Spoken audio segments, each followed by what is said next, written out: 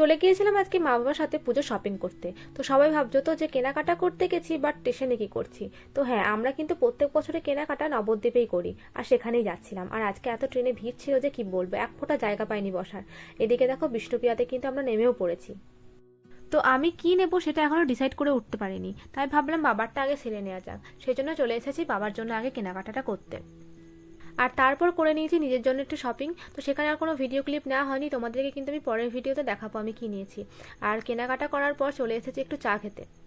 আমাদের তো শপিং হলো, এরপর কিন্তু এখনও আমার মায়ের বাকি আছে। তো এখানে মা একটু প্লাজো দেখছিল, আর তারপরে চলে গিয়েছিলাম সোজা শাড়ির দোকান।